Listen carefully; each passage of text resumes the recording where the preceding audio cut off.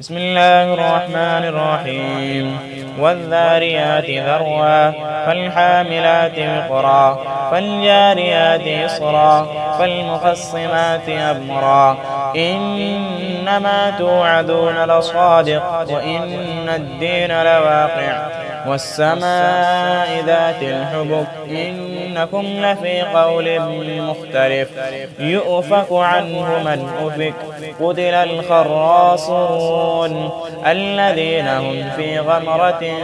ساهون يسألون أيان يوم الدين يوم هم على النار يفتنون ذوقوا فتنتكم هذا الذي كنتم به تستعجلون إن المتقين في جنات وعيون آخذين ما آتاهم ربهم إنهم كانوا قبل ذلك محسنين كانوا قليلا من الليل ما يهجعون وبالأسحار هم يستغفرون وفي أموالهم حق للسائل والمحروم وفي الأرض آيات للموقنين وفي أنفسكم أفلا تبصرون وفي السماء رزقكم وما توعدون فورب السماء والأرض إنه لحق مثل ما أنكم تنطقون هل أتاك حديث ضيف إبراهيم المكرمين إذ دخلوا عليه فقالوا سلاما قال سلام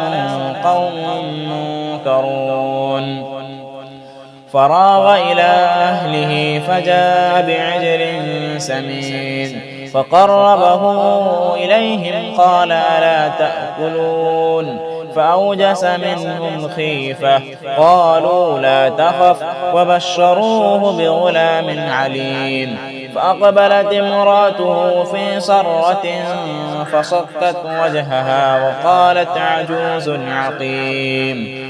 قالوا كذلك قال ربك إنه هو الحكيم العليم قال فما خطبكم أيها المرسلون قالوا إنا أرسلنا إلى قوم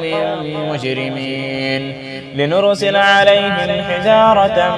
من طين مسومة عند ربك للمسرفين فأخرجنا من كان فيها من المؤمنين فما وجدنا فيها غير بيت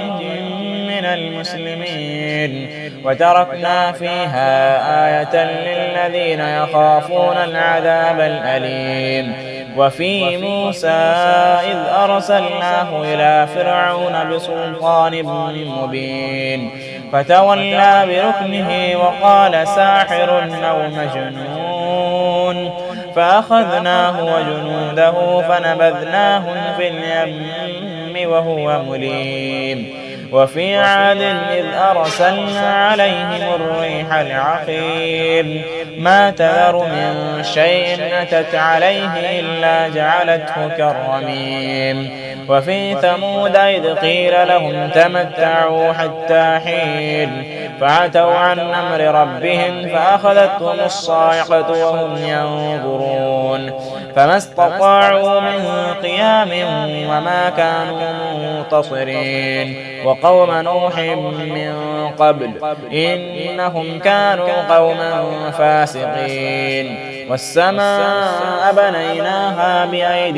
وإنا لموسعون والأرض فرشناها فنعم الماهدون ومن كل شيء خلقنا زوجين لعلكم تذكرون ففروا إلى الله إني لكم منه نذير